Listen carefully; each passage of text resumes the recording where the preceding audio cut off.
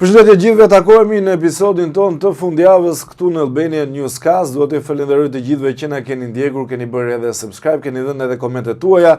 Vazhdoni bëjeni, pasi do t'i ndjekim ato me vëmendje bashkë me stafin ton dhe do t'i reflektojmë edhe në episodet e radhës. Sot do kemi të ftuar një personazh shumë të njohur, Albatros Rexhaj, i cili kohët e fundit është mjaft aktiv në media, me dalje, sidomos për aktualitetin politik në Shqipëri dhe kam kënaqësinë ta kem të ftuar në këtë puntat. Albatros, faleminderit. Faleminderit për ftesën. Shumë interesante nise. Po edhe ju do reflektoni si qeveri. Shpresoj të reflektojnë qytetarët. Albatros, ti ke parë protestat, i ke komentuar, ke një pozicion kritik me to. Përse je kritik me protestën, nëse kjo është ajo që duket nga jashtë? Unë jam kritik ndaj asaj që mund të cilësohet si mjet për artikulimin e një mbledhje qytetare. Tash mbledhja qytetare mund të artikulohet në shumë forma, dhe kjo protesta e prolonguar, në mendimin tim, nuk është rruga e duhur, nuk ishte rruga e duhur, edhe zhvillimet e fundit dëshmojnë që unë kam pasur të drejtë, sepse vjen pika kur humb durimi, vjen pika ku gjërat eskalojnë, vjen pika ku harrohet pse kemi dalë në rrugë. Domethënë sot 30 e ca ditë pas, njerëzit kanë harruar pse kanë dalë në rrugë. Domethënë nuk po merret më kush me pse kanë dalë në rrugë, sot janë hap disa tema të tjera, disa gjëra të tjera, të cilat në mendimin tim e rrezikojnë drejt për drejt stabilitetin e Republikës së Shqipërisë, funksionalitetin e Republikës së Shqipërisë. Edhe kjo për mua ka qenë ajo këmbana e alarmit, e cila mua më ka bërë që unë të dal me një pozicion kundër rrymës. Unë e kam konsideruar që dhe mënyra se si është trajtuar kjo gjëja nga mediat ka qenë shumë e papjekur, qasja adoleshente, domethënë ka qenë qasja oportuniste, qasja jo serioze, për shembull protesta është e bukur. Çka ka të bukur me një protestë? Nuk ka kurrë të bukur me një protestë. Vet akti i protestës. Jo, ndoshta e bukur që ta bëjmë pak diskutim me që jemi bashkë. E bukur në sensin që nuk është si protestat e PD-s, nuk ka patur dhunë, është e bukur në përmbajtje qytetare, në mesazhe, flamingot, mjedisi, antikorrupsionit etj. Po edhe protesta e tillë që thuti, edhe kjo në vetvete nuk është e bukur, s'ka kurrë të bukur me një protestë. Domethënë fakti që njerëzit protestojnë tregojnë që ka një arsye që i ka nxjerrë njerëzit në rrugë. Tash arsye mund të jetë legjitime, mund të jetë legjitime, mund të jetë fiktive, mund të jetë manipulative, mund të jetë e sinqertë, s'është më rëndësi.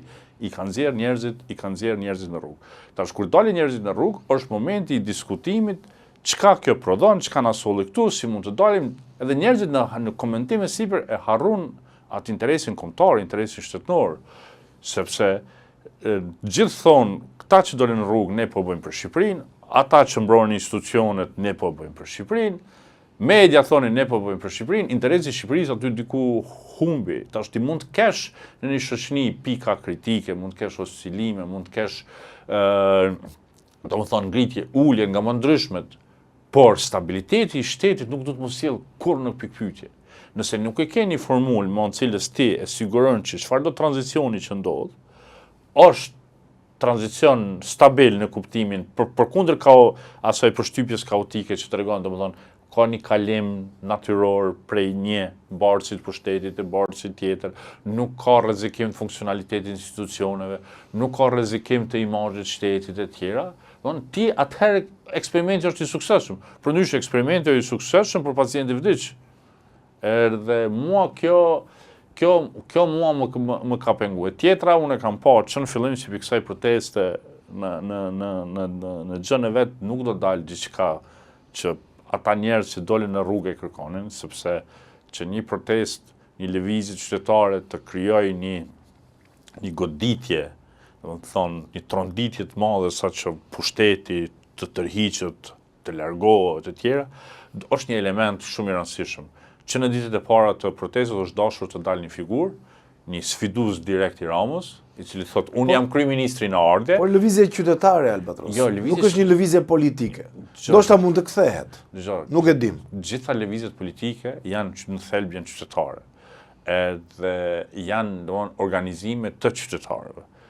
Dhe ata, kur dolën, faktin që deklaruan vetveten që janë kundër establishmentit, me establishment nënkuptoj jo vetëm Partia Socialiste, po edhe Partia Demokratike, Berisha-Mburg, parti tradicionale.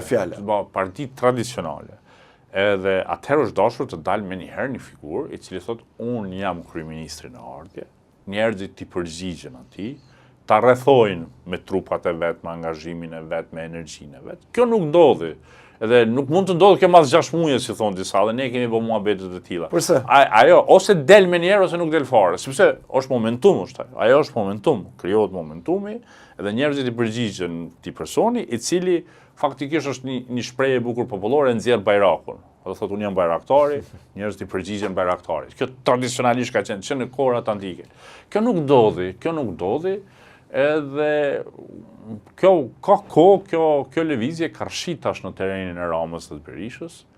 Kjo është terreni tradicional politik, me akuza kundër akuza, me hedhje gurësh, me gjëra. Kjo është terreni që këta e njohin mirë. Albatros, ti the diçka që shumë interesante, pra stabiliteti i një vendi, stabiliteti i Shqipërisë mund të rrezikojë nga një protestë e tillë. Por nëse dalin qytetarët, a është interesi i vendit që të ketë ndryshime, sepse qytetarët janë ata që dinë më mirë interesin e një vendi apo jo? Unë nuk mendoj që protesta në vetvete destabilizon vendin. Por energjia kaotike rreth një proteste e destabilizon vendin. Sigur protesta të kishte dalë me një figurë, me një sfidues, me një projekt qartë politik, me një emër, mbi emër, i cili dihet që njerëzit e dinë, ndoshta i pranueshëm për qytetarët në radhë parë Tiranës, sepse Tirana është gjysma e Shqipërisë, edhe pastaj pjesës tjetër të Shqipërisë, gjërat do ishin ndryshe, sepse kjo në vetvete reflekton stabilitet. Domethënë, X-i, po vjen Y-i, nuk ka vakum, nuk ka paqartësi, nuk ka ç'a do ndodh, ç'a do bëhet, a ti marrim lek në bank apo ti heqim lek nga banka, apo a të vazhdojmë investimin apo mos vazhdojmë investimin. Kur njerëzit e dinë që X-i po shkon, po vjen Y-i, domthonë marrëveshjet sociale bëhen me Y-in, se çdo shtet ka një kontratë madhe sociale, po ka edhe mini kontrata sociale, cilat bëhen me biznesmen, me intelektual, me media, me tjera, domethënë. Edhe tash kur njerëzit e dinë që po vjen Y-i, e gjitha shkon ridrejtohet te Y-i. Edhe ti e ke një tranzicion që dihet del ky, po futet ky tjetri. Po nëse del në ditët në vijim? Mendoj që momentumi është humbur. Është humbur momentumi, sepse në ndërkohë janë fut elemente të tjerë, është fut kjo ideja që po quhet, domethënë, e dhunës, sado që kjo që po ndodh tash, domethënë, nuk është ndonjë dhunë, kush e di. Si jemi dakord asnjëri. Po, nuk është ndonjë dhunë, nuk është ndonjë dhunë, kush e di. Nuk është në nivelet. Nuk është ndonjë dhunë, kush e di se çka. Një përplasje, tension, le ta quajmë. Nuk është se çka. Por, edhe aq mjafton, sepse bjen në kolizion direkt me frymën e përgjithshme të kësaj proteste deri tash. Fryma e përgjithshme e kësaj proteste deri tash ka qenë pasore, presion, domethënë presion grandian, aty këtu ka pas elemente që edhe protesta vetë i ka pranuar se të infiltruar, që ka tentuar, por gjithmonë ka pas një mekanizëm që e ka kuru protestën. Ndërsa tash jemi në një terren krejt tjetër. Unë mendoj që momentumi ka humbur, kjo është fusha që Rama e menaxhon shumë mirë, edhe ti e vren edhe për një pike, për shembull, përderisa në ato javët kritike, unë isha budalloj vetëm këtë qytet, a u thonë tash ka shumë të tjerë. Në ato javët kritike, unë isha budalloj vetëm këtë qytet. Domethënë, si u ndjeve? Ke pasur shumë kritika, sulme, rrjete sociale. Sa dush, më po unë nuk mërzitem, nuk është hera parë që shkoj kundër rrymës, domethënë edhe nuk as e lodhi kokën për atë punë, unë mendoj që një intelektual duhet me pas guxim, me vlerësu, me gjyku dhe me marrë qendrim. Dhe unë e kam vlerësu situatën në atë prizmin tim për një analisti me një background të theksuar në çështje politike dhe çështje të sigurisë, që kjo do e ketë një zhvillim pak a shumë të tillë, dhe unë e kam mbrojtur qëndrimin tim. Tash ajo që po shoh tani është që po dalin plot të tjerë, ju ka rënë ndërmend edhe disa deputetëve, disa zyrtarëve të partisë, e tjera, domethënë që më po të zëshëm, domethënë ato ditë të para, javë të para, ishte shumë interesant, domethënë ta krijoje përshtypjen thuaj se Ramën e braktisën njerëz të vet. Po, dhe është e vërtet, Unë nuk besoj që është braktisi, ndoshta Po, ka qenë pa aftësi për ta mbrojtur.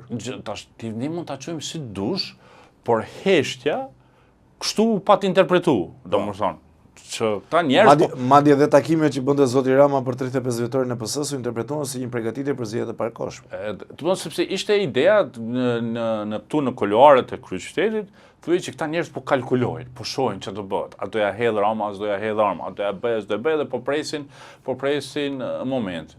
E tash kur shihet që kjo gjë ka marrë një farë rezolucioni, vrejnë poshtë përpjet nga më të ndryshme. Po kjo nuk ka të bëjë me mua, unë nuk jam pjesë e Partisë Socialiste. As do jem herë, as nuk jam pretendent për ministër, as për pozitë, as i gjë fare 0. Pse? Sepse unë e di që një person që gruan nuk mundet me punu me politikanin tradicional të Shqipërisë, sepse unë e kam menimin. Si është një politikan tradicional i Shqipërisë? Një politikan tradicional. Ta krahasojmë pak dhe me Kosovën, me që jemi këtu. Politikani tradicional i Shqipërisë është futur në atë kallëpin e politikanit tipik ballkanik.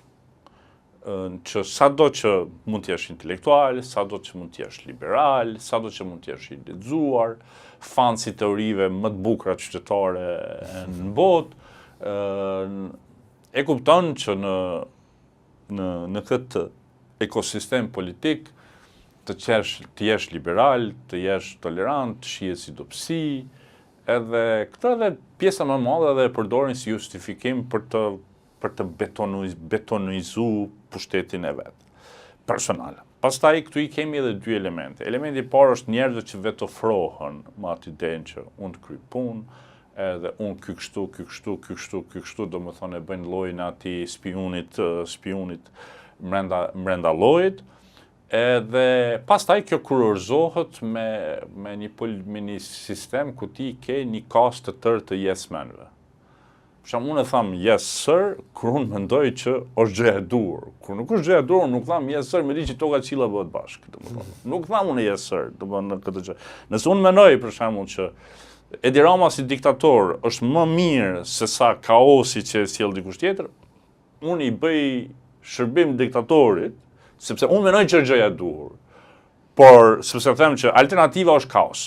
Por Edi Rama nuk është diktator, Shqipëria nuk është diktaturë, por është një ambient ku njerëzit nuk duhen të jenë të rrethuar me persona që i sfidojnë. Kjo është realiteti.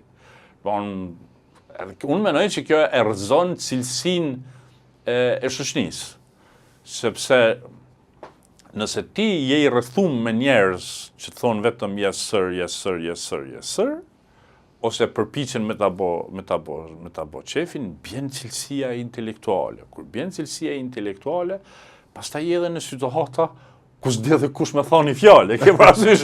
Pra, një ushtri që ka zoti Rama me 180 jo të zoti Rama, po flasim që për ta bërë konkrete. Po, jo vetëm zoti Rama. 180 veta nuk dinte asnjëri ta mbronte paktën 3 javë të para. Tani kanë filluar dalin. Ta bëjmë një paralele me lëvizjen vetëvendosje. Po, e bëjmë mirë. Edhe në lëvizjen vetëvendosje ka pasur, domethënë, një krasitje ta quajmë kështu, për atyre emrave të cilët kanë pasur guzime intelektual me sfidu zotin Kurti. Nuk janë Aida, Dardan Molliçaj, Visar Ymeri, njerëz që Libor Aliu, që shokët ideale. Sa nuk janë. Domethënë, kjo është trend. Kanë ngjashmëri me zotit Rama dhe zotit Kurti? Si mendon? Janë i një mirë të dy. Po i një mirë të dy. Në thelbin e vet ata janë një brumë. Domethënë, edhe kjo është arsyeja se pavarësisht këtu përplasjeve që mund të kenë, kur ulen me njëri tjetrin kënaqen të bëjë muhabet. E ke parasysh. Por rrugtimi politik i ka bërë të ndryshëm. Pse? Sepse edhe sfidat me të cilat ballafaqohet Kosova dhe sfidat që ballafaqohet Shqipëria janë të ndryshme. Presioni që i ushtrohet Kosovës është një presion i frikshëm. Për shembull, kryeministri i Kosovës i nënshtrohet presioneve të frikshme. Kryeministri i Shqipërisë jo. Tash Rama ka fillu këtë vit me ndje pak në lëkurë atë që e ka ndje çdo kryeministri i Kosovës në 6 vitet e fundit të Albini, kur të huajt qepën mrapa me ide çuditshme. Edhe ti duhet tash thosh, ka dalë, po unë po e bëra këtë, unë po e djeg veten, po e bëra këtë. Tash edhe Rama ka filluar me kuptu këtë pjesë në lëkurën e vet që nuk është aq e lehtë thuash, hey, bëjmë çfarë po thonë këta ndërkombëtarët. Sepse ndërkombëtarët kanë ndonjëherë agjendat e veta, kanë planet e veta, i shohin gjërat ndrysh, dhe ne na shohin si një monedhë për kusuritje dhe ti tash hajt. Për shembull, sikur kjo puna hiqja imunitetin Belindës, çohet i zamës kryeministër në burg, atje në paraburgim, jo në burg, në paraburgim, majeti në paraburgim, aty ose sikur kryetarin e bashkisë Tiranës që mahet në paraburgim, po si mahet kryetari i bashkisë në paraburgim? Kryetari i bashkisë shumë lehtë mundet me mbrojt veten liri. Domthonë, shumë lehtë mund të rri në burg shtëpiak, arrest shtëpiak. Nuk ke nevojë ti kryetarin e kryeqytetit ta mosh ti në burg, thuj se ai është Pablo Escobar. Dhe doli edhe vendimi i fundit gjykatës kushtetuese që e quajti masën e arrestit jo proporcionale. Domethënë, nuk është Pablo Escobar ai. Nuk është Pablo Escobar, nuk është një njeri që i ka 3.000 njerëz të armatosur mbrapa vetes dhe ti po e lën liri ata të bëjnë namin, e ke parasysh. Tash jo që ai ndalon pe burgut, ata mos me bën namin, se ka plot kapo krimi që dhe pe burgut do dheshin. Po spaku te njerëzit e çon mesazhin që kjo punë tu jemi ne. Tash ti Erion Velia mund të jetë matrapaz, mund të jetë domethënë i korruptuar, mund të jetë gjitha, po nuk ka Pablo Escobar. Dhe nuk ka një vendim të formës së parë. Jo, ai tash unë supozojmë që është i korruptuar o matrapaz, është gjë se ka nejt shumë gjatë pushteti e ka prish. Po nuk ka Pablo Escobar, nuk ka trafikant droge, nuk është njeri që urdhëron me vrarje, me torturu njerëz. Domethënë ta mbash tash në paraburgim, është pak si shumë. Dhe është mos ekstreme. Tash edhe hajt pja hekim zavens kryeministrës imunitetin, pe fusim edhe atë në paraburgim, le të rrinë atje, të hujt pa kërkojnë, po e pengon studimin e ligjit. Çau bo, hajt që si ja hoqën imunitetin, a ndryshoj në gjë. Krijon kosto kjo për Shqipërinë për integrimin? Po, qa integrimi më orë, bërë, kjo prallë me mret, mo. Qa integrimi më orë? Rama thot, do të arrim brenda 2030. Po, kjo është një në arsye pse unë zbona ministri. Sepse unë i tham kryeministrit, kjo mua bet kot. Se kush na fut më ne në BE? Kush na fut ne në BE? Nuk futet Shqipëria në BE para Serbisë sot dhe 1 milion vjet. Pse mendon kështu? Po, jo sepse Gjermania edhe fuqitë e mëdha evropiane kanë debulesë për Rusinë dhe për Serbinë, pavarësisht çfarë flasin ata. Gjermania apo Franca? Të dyja bashkë, të dyja bashkë. Se ato kanë komplekse në raport komplekse historike në raport me Rusinë. Edhe kjo nënkupton edhe ndaj Serbisë, Serbia është. Ma pak të pikë, se asnjë nuk e kanë kuptuar këtë lidhjen mes Francës. Gjermania nuk e di për të vërtetë, mendoja që Gjermania është më shumë te faktori shqiptar, po kjo lidhja Francë-Serbi-Rusi. Nuk ka lidhje Francë-Serbi si e mendojmë ne. Ajo lidhje ka ekzistuar para shumë dekadash, nuk ekziston më. Sot ka një realitet të ri ku Franca dhe Gjermania, si dy motorat kryesor të BE-s, e dinë që BE-ja është rrezikuar, Evropa është rrezikuar direkt nga Rusia. Edhe tash, po në njëjtën kohë ata kanë frikë nga Rusia. Nga aftësia e Rusisë për të destabilizuar, nga aftësia e Rusisë për të zhvilluar lufta, nga fuqia e ndryshme që Rusia projekton. Dhe tash Rusia vogël në Ballkan është Serbia. Edhe Serbia luan me këto, domethënë është i vetmi vend që thot e kam mirë me Washingtonin, e kam mirë me Brukselin, e kam mirë me Moskvën, e kam mirë me Pekingin. Edhe ulet në gjitha karrikat përjerë dhe asnjë gjë se gjon. As nuk e harmonizon politikën me Evropën, as asnjë gjë dhe vazhdon. Këta i thonë janë, kush po merret me ju. Edhe tash në momentin kur Malizi heci përpara, në momentin kur Shqipëria po heci përpara, të dy vendet u destabilizuan. Pati një përpjekje të madhe me destabilizu Malin e Zi, edhe vazhdon ajo. Edhe komuniteti serb atje. Po, edhe vazhdon ajo, edhe të gjithë çdo analizë serioze e që Beogradi është faktori kryesor mbrapa destabilizimit Malit të Zi.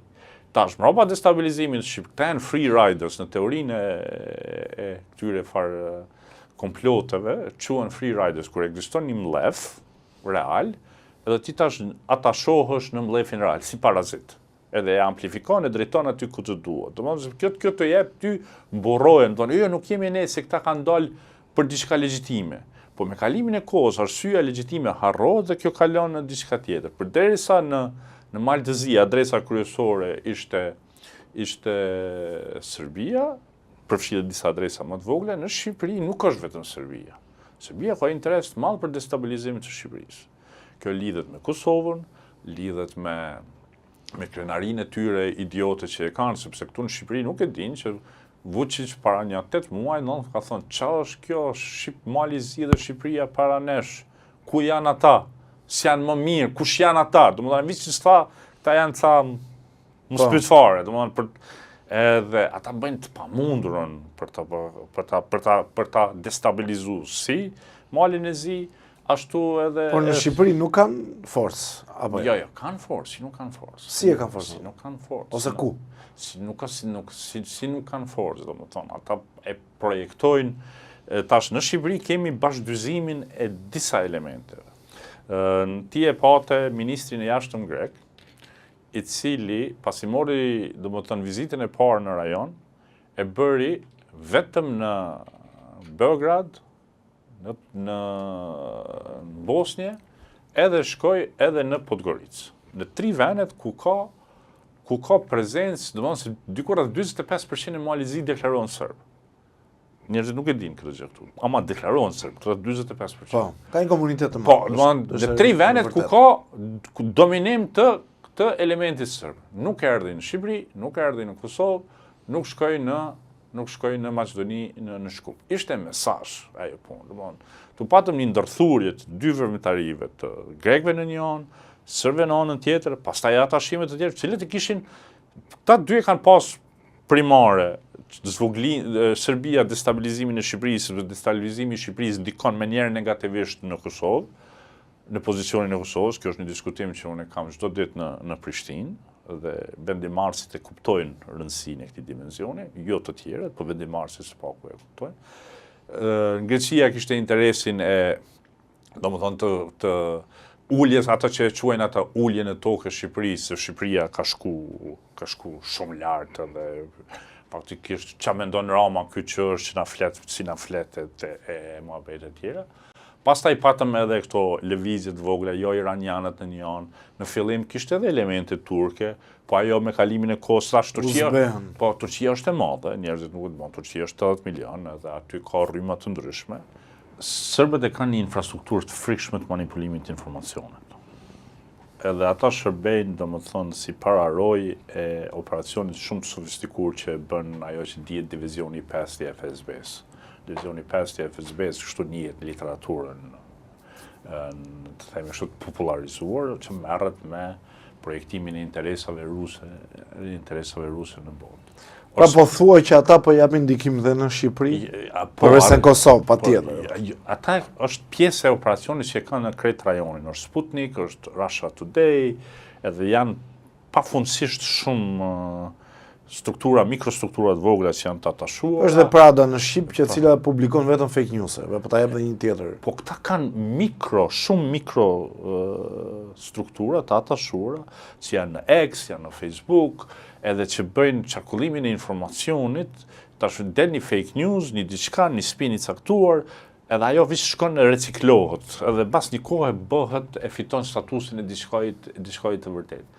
Gjitha studimet që janë bërë këto javë të fundit, që i kanë shiku këto trendet organike dhe inorganike në rrjetet sociale dhe në web, tregojnë që dikur rreth 80% e trafikut që ka të bëjë me Shqipërinë, në gjuhën angleze, në gjuhën shqipe, që nuk e ka origjinën në Shqipëri flasim, ndërlidhet në 2 adresa, është Rusia dhe Serbia, cilët e kanë amplifikuar dhe kanë bërë ato që quhet spin.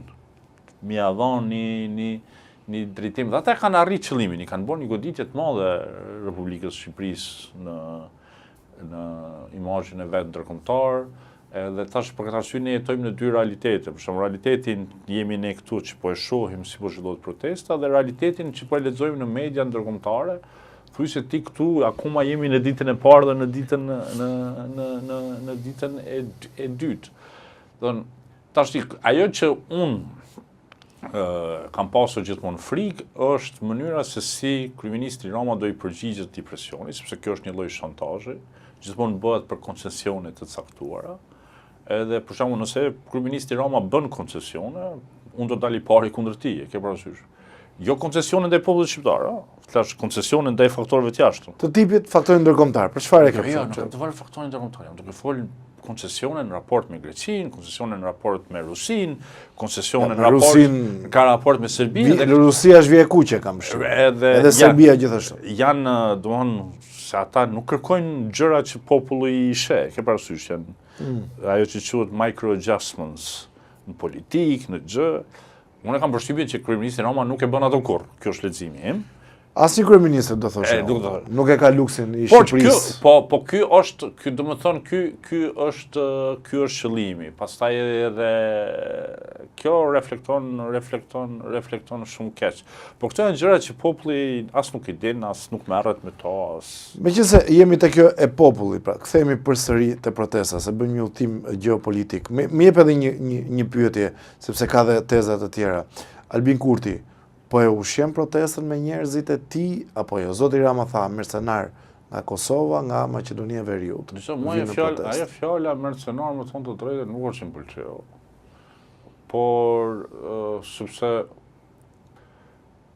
mendoj që është e ashpër, në fundit ata janë shqiptarë dhe është një gjë e mirë që sot jetojmë në një realitet ku shqiptarët vinë dhe për të protestuar, shkojnë me protestuar. Si të shkonin të rinj shqiptarë për protestën në Shkup. Po domethënë edhe këtu kur Maqedonët e mbyllin kufirin, u pa bëu si e mbyllin, është protestë, është legjitime ndaj këndej. Unë nuk e shoh këtë punë problematike që po vikan hajtë edhe 2000 vet nga Kosova, po hajtë edhe 5000 nga Kosova, Maqedonia, domethënë. Edhe 5000 nuk ka që ka ardhur Kosova, nuk ka që kanë ardhur shqiptarët e Maqedonisë. Sikur që ka njerëz që janë që janë kundër Edi Ramës në Kosovë e Maqedoni, ka dhe njerëz që janë pro. Për shembull, unë prej ka jam, unë nuk kam marrë nga hona, Po. Po ti sjuar se ti je pozitiv. Ja, po tash në rregull tash, duhet me pa edhe në këtë pikpamje kështu. Tjetra, vetvendosja o gjysma e Kosovës. Nuk është pak. Nuk është pak. Edhe sikur të ketë një urdhër nga Albin Kurti, hajtë po shkoj me çliru Tiranën për Edi Ramës, vërshon autostrada. Domethënë, nuk ka diçka të tillë. Okej, tash ka dhe njerëz që janë të grupe kështu që janë të afërta me Redi Muçin, për shembull, me Arlin Qorrin, pastaj kemi një qendër vetvendosjes e cila është në Tiranë, që janë qytetarë. Është më aktive ajo? Po tash domethënë, ajo tradicionalisht ka qenë kundër Edi Ramës. Nuk është lajm ajo si pjesë. Tash, nëse Partia Socialiste konsideron që me vetvendosjen ka një problem politik, ata më një bëj ta kemë parti si parti, edhe me e zgjidh. Unë nuk menoj që kjo ideja tash, se unë e hasi këtë punë se unë jetoj në këtë absurdin e çuditshëm. Për disa njerëz jam, për shembull, ky kosovari që është shit te Rama, për disa të tjerë jam, mos se ky është me vetvendosje, jetojmë në një farë absurdi çuditshëm, domethënë aty njerëzit unë kam menimin tim, kam qëndrimin tim, por sot do të mundi mirë që jetojmë në një kohë kur kufit që ne i kemi nuk janë pengesë dhe për protestuar. Tash ti, për shembull, ç'a bën Maqedonët? Maqedonët që kanë pushtetin faktik në Maqedoni, e bllokuan kufirin, nuk i lanë shqiptarët e Shqipërisë me shku me protestu në Shkup. Edhe i ndalen shumë shqiptarët Kosovës që donin me shku me protestu. Po, edhe shqiptarët e Shqipërisë. Po, i ndalen. Studentët, po. Po, për shembull, nëse dikush pe i Shqipëri e don me shku me protestu, sigur Edi Muçi që vinte protestonte 2016-2015 me shok në Prishtinë, kush se ka ndal. Tash edhe pe Kosovës që vinë, kush nuk i ndal. Tash unë mendoj që në momentin, se unë ju them këtyre njerëzve, nëse ka problem, mbyll në kufirin, mbyllë. Mbyllë se thuj që duhet me mbyllë kufirin, mbyllë dhe zgjidhe problemin. Por nuk që mos fal. Se unë nuk shoh këtu në invazion nga Kosova. Nuk ka. Domethënë, nuk ka invazion nga Kosova. Tash në fillim, në ditët e para, ka pasa deklarime që unë në mediat e Kosovës i kam kritiku, që kanë qenë në mendimin tim të ngutshme, të papërgjithshme, të njerëzve që janë aktiv në politikën në Kosovë, pavarësisht në si thuhet ai rrethi i parë i vendimarrjes, i kam konsideruar që nuk kur je në një pozicion të tillë duhet të kesh kujdes se çka. Po ato gjëra janë dalë, nuk janë më. Kush nuk flet, nuk deklarohet, mojë një farë distanse. Spoku ai vendimi qendror politik shtetëror ka qenë që kjo është një linjë që nuk duhet më shkel. Por është edhe një element tjetër arbër që du me thonë. Ja u kam thonë dhe në Kosovë, që sa ma shumë kosovarë që vinë nga ose shqiptarë nga Maqedonia, ose tjerë, që vinë me protestu në Tiranë, i bëjnë favore Edi Ramës. Sepse është ai parimi nes dy si katunar, mund të kemi shumë përplasim me njërin tjetrin, por kur vjen ai katuni tjetër, themi po ky ç'a do këtu, a kupton? Po ky ç'a do këtu, domethënë unifikon. Na, kështu që është edhe ky elementi tjetër politik që janë këta nga jashtë, nuk jemi ne këtu, unifikimi rradhëve nga brenda. Unë e kuptoj këtë sentimentin e manovrës politike, domethënë që s'po proteston Tirana, po proteston Kosova, Tetova, ande. Kjo është një farë spinimi mund të jetë kjo. Është spin, absolutisht, është spin. Patjetër. Është spin, domethënë, edhe kështu që unë kisha një muhabet me një aty si më ndalin, tha, ti kështu. Vor thash, pa ndiqove Edi Ramën, thash. Po vinë do mercenarët aty në tjerë, thash, unë mercenarë Edi Ramës, këtë mercenarën e të Kosovës, thash, o rregullu kjo punë. Apo thonë, çfarë ti them unë tjetër? Domethënë kjo Albatros. Politika është e ashme. Më jep një koment për Edi Ramën, pra si e shikon si figurë politike. Është me drejtëhije, 13 vite në pushtet janë shumë. Një pjesë e njerëzve janë të pakënaqur me të, situata me korrupsionin, arroganca mbi të gjitha. Më jep një koment si e shikon. Gjithashtu. Është në ditët e tij të fundit apo jo? Nuk është në ditët e tij të fundit. Ja, absolutisht. Për thjesht në ditët e tij të fundit duhet të kesh, si thon, një pretendent të dera. Pra ti pa pretendent nuk e shikon që erdhi fundit. Shans nuk ka teorike. Edi Rama është një njeri vizionar. Është një njeri vizionar, cili ka një master plan, dhe i cili në punën e tij nuk bën ndonjë gjë ndryshe se që kanë bë për shembull njerëzit në pozicionin e tij në vendet të tjera. Por ata nuk e kanë bërë këtë gjë në shekullin 21, por e kanë bërë në fund të shekullit 19, fillimi i shekullit 20, eventualisht me njerë pas luftës së dytë botërore. Si është ndërtuar Amerika? Si është ndërtuar këto vende? Këto vende janë ndërtuar mbi, domethënë, harrojmë kompromise të mëdha, mbi akte dhunës sociale, mbi gjëra, mbi shfrytëzim të njerëzve, të punëtorëve, tjera, dhe është bëa ajo punë, për shembull. Çka kanë bëjë italianët kur kanë shkuar në Amerikë në fillim të shekullit 20, janë marrë me droga, me krim, me ato gjitha ato që kanë bë. Pastaj janë eksportuar mafien. Po, domethënë tash u thonë Shqipëri ka krim të organizuar, ka këto. Okej, lexoni pak histori dhe shihni që kur një vend zhvillohet, gjitha këto gjëra ngjiten aty, bëhen. Tash diferencën e bën nëse ti ke një vizion për me ecë përpara. Edhe Edi Rama ka një vizion. Tash unë e kam lexuar vizionin e tij të drejtë. Vizioni i tij i parë, shtylla e parë e vizionit të tij, pas marrjes pushtetit, është që të krijojmë një makrostrukturë ekonomike. Krijimi i makrostrukturës ekonomike nënkupton që ti për momentin nuk merresh me elementet mikro që janë shtresa ulë, shtresa mesme. Se ti synon të krijosh shtresa mesme është ajo që taksohet më shumë në Shqipëri. Ti krijon një fuqi të madhe ekonomike, e cila shtetit ja krijon mundësinë me funksionu.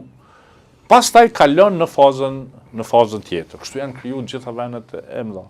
Po ajo që ndodh është duke marrë parasysh që tash ka qarkullim të madh të informacionit, njerëzit presin, thotë, okay, le të bëhen këta janë të mëdhej, po ku jemi edhe ne, e humbin durimin. Kjo ka ndodhur me Ramën. Njerëzit në Shqipëri e kanë humbur durimin, edhe kjo ka sjell në këtë situatë që tash duhet një lloj reflektimi.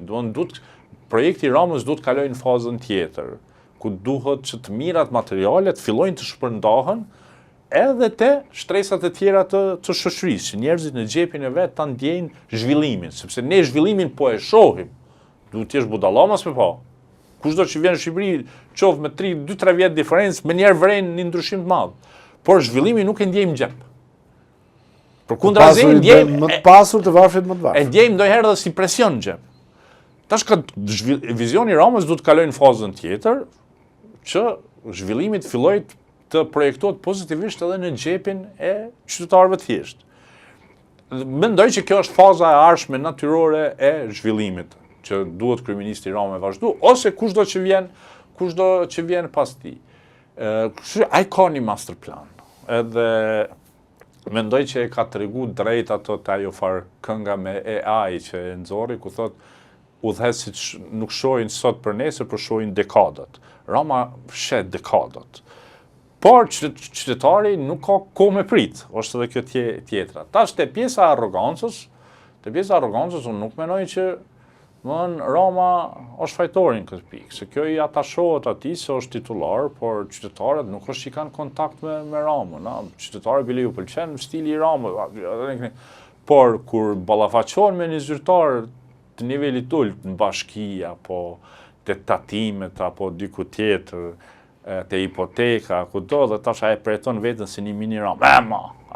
Dhe e bën në mënyrë të vrasht, e bën keq, e bën pa shije, thot, reagimi, shteti, qytetari kontaktin e ka nivelin e ulët. Po, sepse njerëzit kanë votuar Ramën. Po, edhe tash... Fakti, ata që e kanë votuar. Dhe duke qenë që kanë votuar Ramën, ata presin përgjegjësi nga ai. Absolutisht. Sepse ai tha unë do t'ju çoj në BE, kjo ka qenë motoja e zgjedhjeve. Po, kjo është fiks. Dhe tani ka përgjegjësi. Këtu është ajo pika e reflektimit që njerëzit presin nga qeverisja, e zoti Ramës, që në nivelet ku qytetari ka kontakt me shtetin, të vleja i parimi që vle në tregti. Është një parim universal. Unë jam i lindur në Prizren ka qenë kryeqyteti tradicional i tregtisë botën shqiptare, edhe i ekonomisë. Thot, klienti është gjithmonë i pakënaqur, po klienti gjithmonë ka drejt. Edhe qytetari është gjithmonë i pakënaqur, po qytetari gjithmonë ka drejt. Domthonë, ajo që ka e kënaq sot nuk e kënaq nesër. Edhe qeverisja duhet, kjo është formula e zhvillimit. Albatros, si shikon që Rama e kalon këtë dallë këtë protestës, apo është fillimi i procesi që bie më pas? Nëse njerëzit mendojnë që kjo do e dorëzoj Ramën, kjo nuk do ndodhë. Por unë mendoj që kjo protestë është pikë kthese, edhe unë e quaj pikë kthese pozitive, në ajo që quhet në anglisht of how we do business. Edhe shenjat që ne marrim nga kryeministri edhe që amplifikohen nga njerëzit kryesorë të tij është që jemi në një fazë ku Partia Socialiste si bartëse kryesore e pushtetit do ta rishikojë mënyrën se si bën interaksionin me qytetarët. Do ja bëj një skan të përgjithshëm qeverisjes, një skan të përgjithshëm qeverisjes në të gjitha nivelet.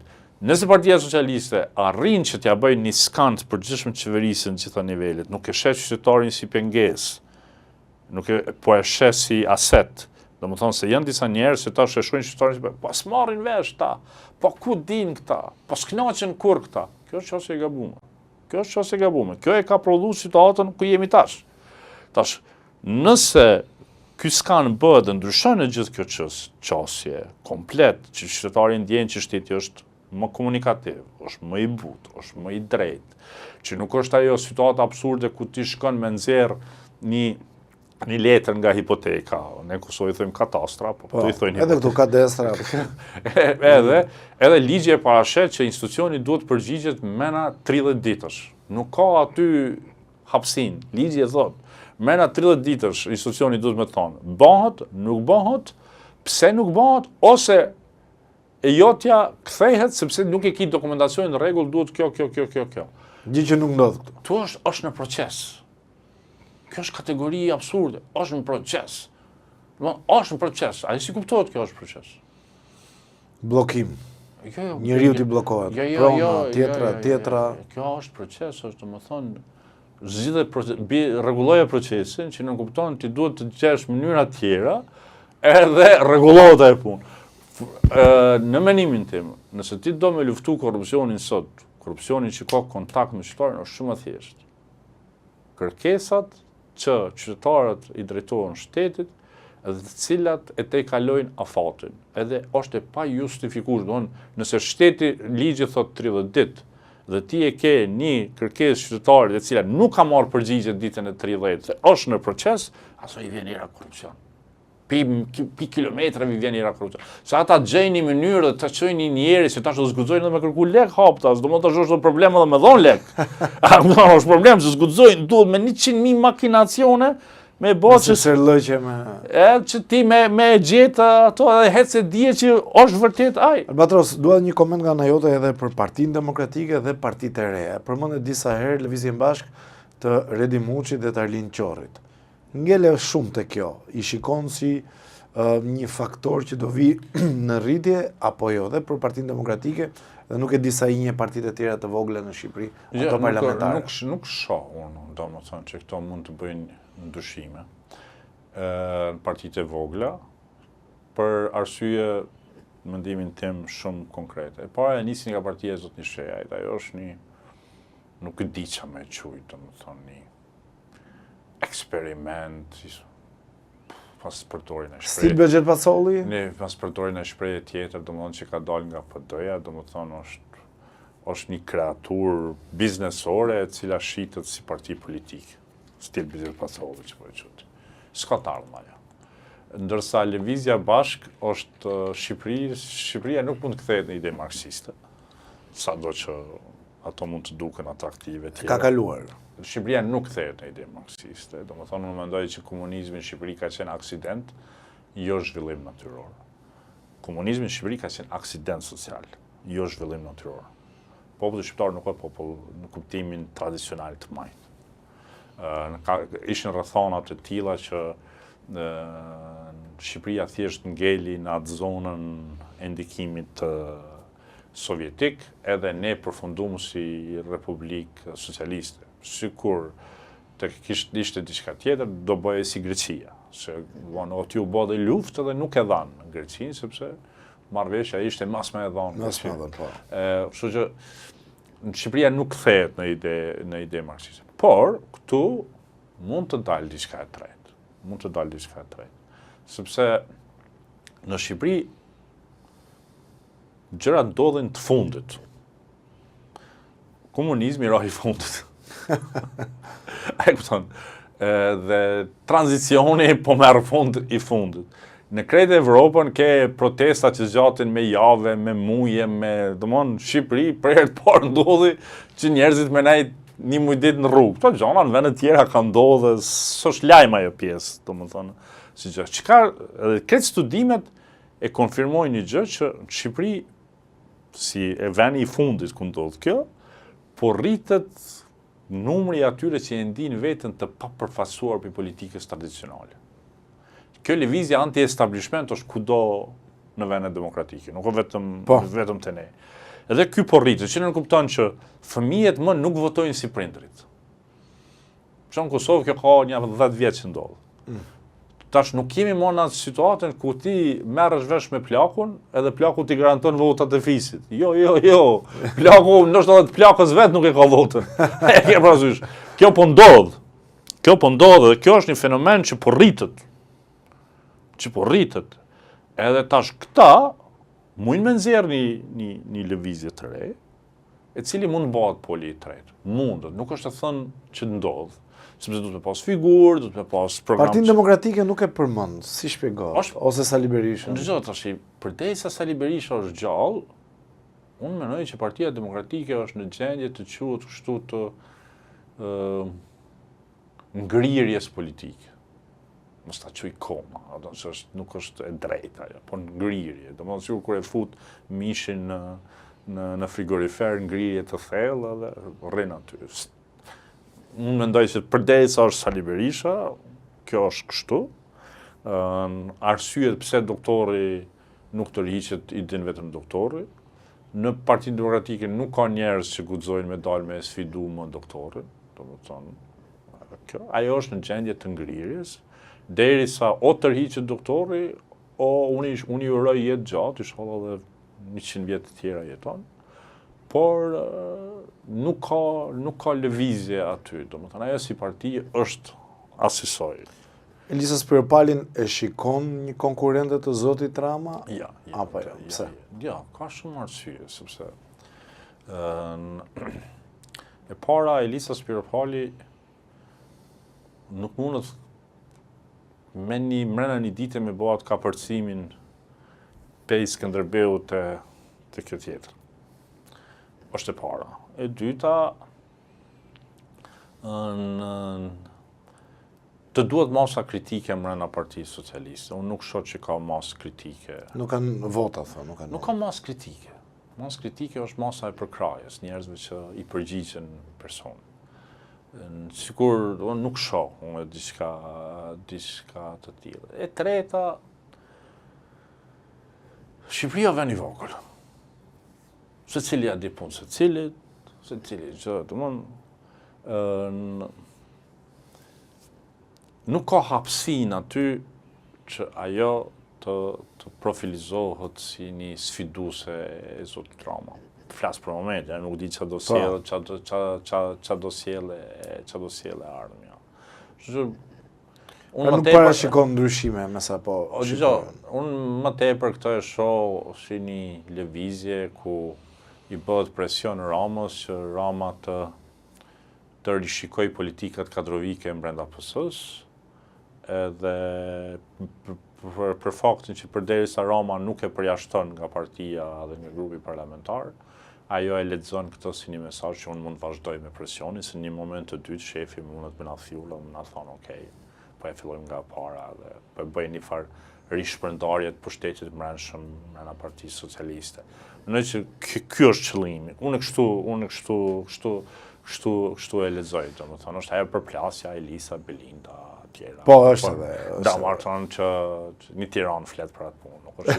Nuk është që po zbulojmë ujin e nxehtë. Por dallimin mes Elisës dhe Belindës është shumë i madh.